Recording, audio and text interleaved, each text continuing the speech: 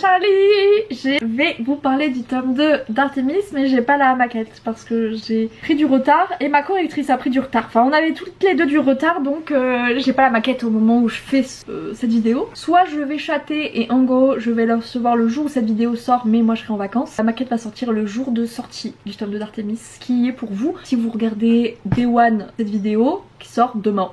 Voilà, qui sort le vendredi 7 juillet. C'est toujours un peu compliqué de parler des suites, je trouve, parce que il faut à la fois donner envie et en même temps, bon, s'il y a des personnes qui connaissent pas trop l'histoire, faut pas trop spoil, c'est toujours un petit peu difficile.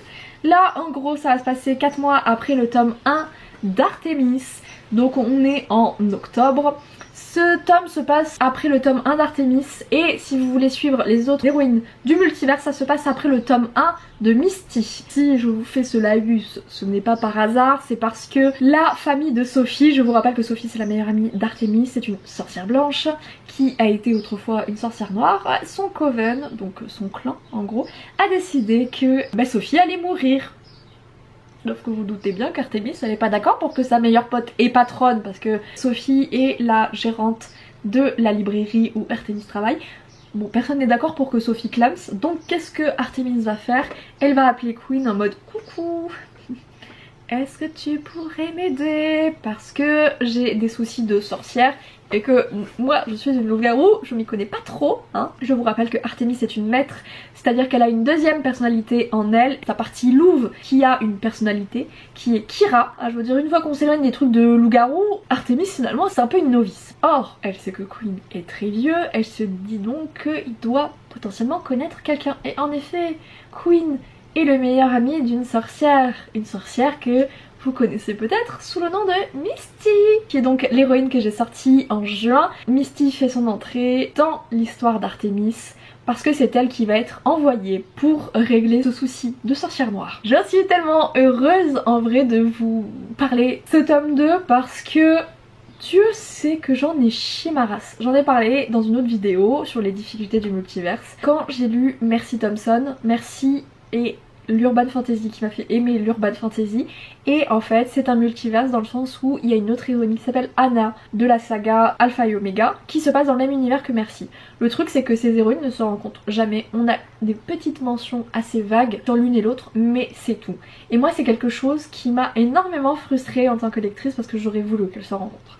Donc qu'est-ce que j'ai décidé de faire avec mon multiverse? D'avoir des héroïnes qui, elles, pour le coup, se rencontrent. Le truc que je n'avais pas du tout prévu, votre héroïne a sa propre vision d'elle-même, elle a sa propre vision des autres, et quand une autre héroïne la rencontre, déjà, cette héroïne-là, elle a son propre vécu, elle va pas voir votre deuxième héroïne de la même manière, et en même temps, il faut que ses actions, ses actes soient crédibles par rapport à l'héroïne quand vous êtes à sa place. Donc c'est un zbeul pas possible parce que Misty pour le coup souffre de dépression, ouais, elle souffre de l'ennui et donc elle a une propension en fait à se mettre en danger mais sans même s'en apercevoir parce que en plus elle est puissante, elle est forte et donc elle se rend pas compte parfois que les autres ne le sont pas autant. Elle va très mal. Donc il fallait à la fois que Misty paraisse forte parce qu'elle l'est, mais qu'en même temps on comprenne que elle est au fond du trou. Et ça du point de vue d'Artemis. Artemis qui a, je le rappelle, 25 ans.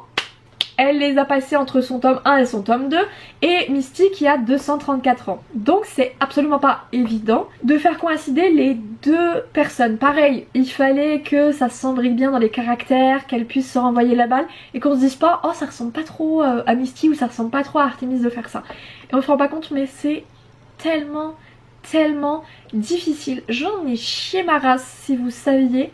Parce que j'avais cette pression, les personnes qui vont lire le tome 2 d'Artemis sans avoir lu Misty, fallait que j'en ai envie quand même de lire Misty parce que je le rappelle, c'est quand même le but du multiverse, c'est que les gens découvrent aussi les autres histoires.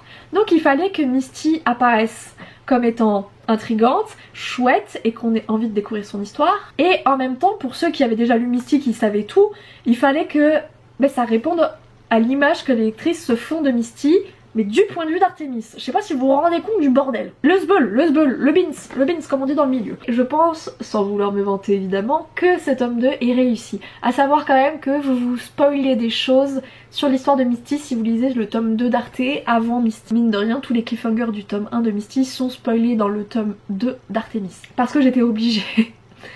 Si vous avez lu Misty, vous savez pourquoi, mais j'étais obligée de les spoil parce que sinon je peux pas laisser trop de zones d'ombre, parce que je sais qu'il y a des personnes qui vont juste lire la saga d'Artémis. Donc il fallait que ce soit assez compréhensible pour une personne qui ne suit que Artémis. Donc c'est toujours une putain de gymnastique à faire pour que ce soit explicite pour tout le monde, que personne ne se sente lésé, et en même temps que je donne aussi envie à certaines de découvrir d'autres héroïnes. C'est un bordel pas possible, mais je trouve, sans vouloir me vanter, mais je me vante parce que Dieu sait que je le mérite, je trouve que c'est très réussi. Là du coup j'ai relu une dernière le manuscrit, et tu sais j'avais vraiment peur quand je l'ai écrit, je trouvais que il y avait beaucoup moins d'humour que dans le tome 1. Finalement quand je lis ce tome 2, il y en a je pense un peu moins, mais je trouve que les blagues sont quand même là. Artémis elle a un côté très second degré, elle se prend pas au sérieux, et donc c'est ultra chouette d'avoir une héroïne qui se prend pas la tête, qui n'a pas peur de sortir des blagues à des moments un peu où ça va pas trop, ou qui est là en mode à prendre un peu toujours à la rigolade les choses. Et c'était très chouette, bien entendu, vous en doutez, on va revoir Thomas dans ce tome, because Thomas... Ah là là, qu'est-ce qu'il est intense celui-là, ah, mais bien sûr qu'on va le revoir également.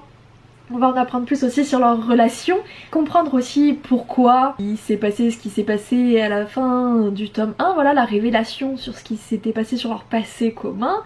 Là on va avoir réellement des explications sur pourquoi il a fait ça. C'est marrant tu vois, je voulais à la base quand j'ai écrit Artémis, donc maintenant la fin du tome 1, honnêtement je l'ai écrit il y a 3 ans je crois, ça date. Hein. Je me souviens que je voulais un truc tranquille, un peu à la Mercy Thompson où tu sais ça prend vraiment en puissance au fur et à mesure. Je trouvais avec une scène de torture des tomes 1, je peux pas faire entre guillemets mieux. Vous comprenez un peu ce que je veux dire, c'est un peu border ce que je viens de dire, mais vous l'avez compris je pense. De mettre autant d'émotions et de pression, ça va être un peu difficile, voire impossible. Puis il y a le tome 2 qui est arrivé. Qu'est-ce que vous voulez que je vous dise de plus? Vraiment le tome 2, vous le savez ou pas, j'ai des bouquins où en fait je vois des grandes lignes, j'ai certaines intrigues parce que l'urban ça se passe toujours un peu sur une espèce d'enquête. Donc tu es obligé de prévoir un minima, qui est le meurtrier ou la meurtrière ou pas. Parce que je l'avais pas eu pour Misty, ça a paru très tard. Mais voilà, il faut quand même avoir des lignes directrices. Et c'est vrai que la fin, j'ai mis du temps à trouver ma fin, et c'est presque au moment de l'écrire que j'ai su la fin. Ça devait pas prendre ce tournant un peu dramatique, pour une raison très belle, hein. Je tiens à le préciser, c'est pas pour le coup de la torture juste parce qu'on est avec un psychopathe, là c'est différent. Il y a une réelle raison à ce que Artémis va faire, mais il n'empêche que la scène est dure. Hein. C'est vrai que quand je l'ai relu, je tiens en mode putain c'est vrai que... elle est intense. L'après-scène aussi est très intense. Je sais que ma correctrice elle m'a dit ouais c'est dommage à la fin de ce tome là on n'a pas de cliffhanger un peu comme le tome 1 d'Arte ou de Misty, mais j'étais là en mode bah déjà je ne peux pas à chaque fois en faire, je vais pas finir à chaque fois sur des révélations bouleversantes, c'est it's not possible en fait tout simplement. On l'a un peu retravaillé la fin. Donc je pense que maintenant la vie de Cécile est un peu différent, mais c'est vrai que elle me plaisait tellement cette fin là que je ne voulais pas changer en fait. Si vous voulez, la fin du tome 2 d'Artémis ouvre sur le tome 2 de Misty. C'est à dire que là en fait si vous lisez le tome 2 et le tome 3, il y a une intrigue que vous n'avez pas avec Vince, parce que cette intrigue là va se passer dans le tome 2 de Misty. Misty et Artémis sont mes héroïnes les plus liées entre elles.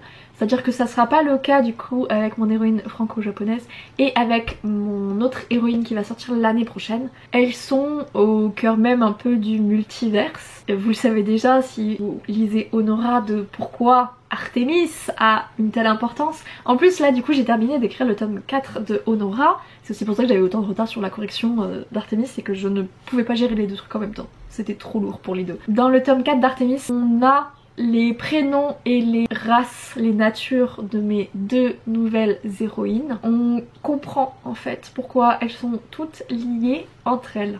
On commence à capter pourquoi. C'est évoqué dans le tome 2 d'Arte.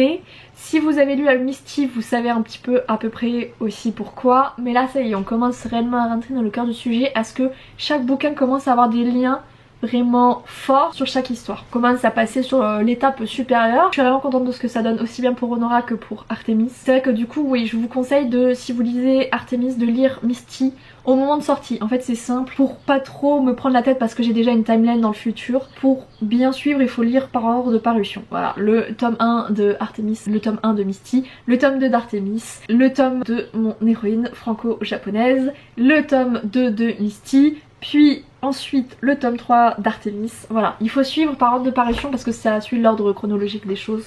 Pour moi c'est le plus simple en fait. Ça m'évite de me faire des nœuds au cerveau parce que j'en ai déjà tellement que c'est compliqué. Je vous invite très fortement, si vous aimez Artemis, à suivre Misty. Il y a des choses comme ça où on va sauter d'un truc à l'autre. J'étais pas sûre en vrai et quand j'en ai parlé à ma correctrice, elle m'a dit franchement fais-le parce que il y aura des petits rappels dans le tome 3 de Artemis sur cette enquête qui va se passer avec Vince, mais ce sera pas ultra gênant si vous voulez. Il y aura des rappels comme d'hab, un petit peu en début pour ceux qui ne suivent pas, et puis après bon bah pour les autres qui ont lu, ils seront là, voilà, moi je connais.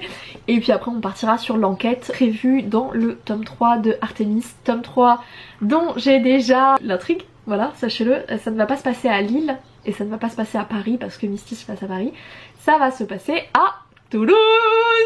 Oh, j'ai tellement hâte, surtout de la fin, j'ai tellement hâte d'écrire la fin du tome 3 de Artemis. J'ai déjà du coup le début du tome 4 d'Arte en tête et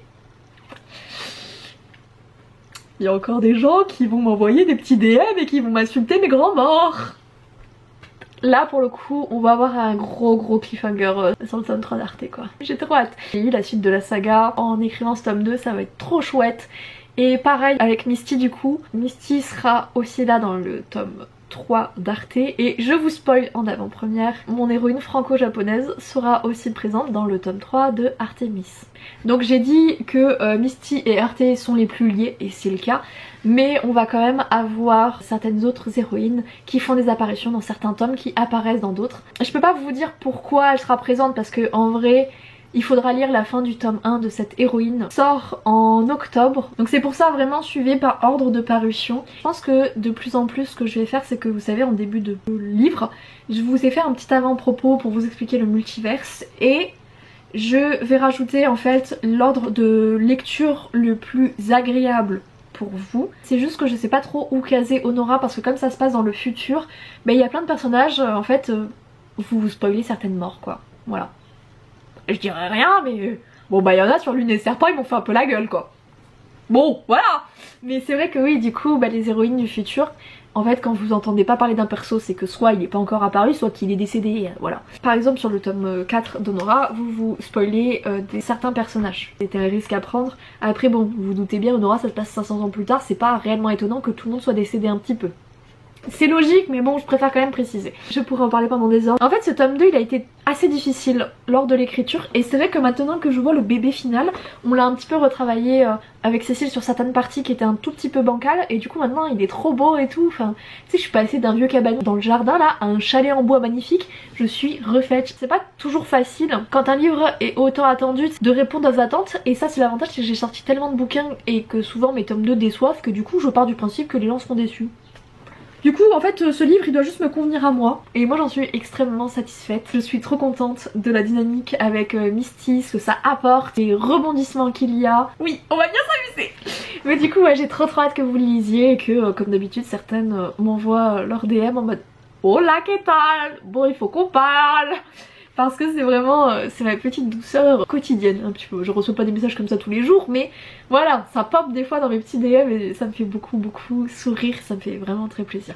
En tout cas moi je vais vous laisser là, je vous fais à tous et à toutes de gros bisous. Merci à tous ceux qui du coup ont précommandé Artemis pour ce tome 2. Pour le papier du coup, potentiellement il y a moyen que ça sorte jour de sortie en papier. Mais sinon ce sera quelques jours après mais pas non plus 40 ans plus tard, ce sera max lundi d'après quoi. Donc bon ça va, vu le retard que j'avais pris je suis pas mécontente que les délais Amazon soient assez courts sur l'impression et la livraison. En tout cas moi je vais vous laisser, je vous fais à tous à toutes de gros bisous. Merci infiniment du fond du cœur de me suivre dans ce multiverse, d'être toujours aussi à fond, d'être toujours aussi présente. Merci du fond du cœur. Moi je vais vous laisser là, je vous fais à tous et à toutes de gros bisous. Je vous aime tous très fort. Ciao ciao.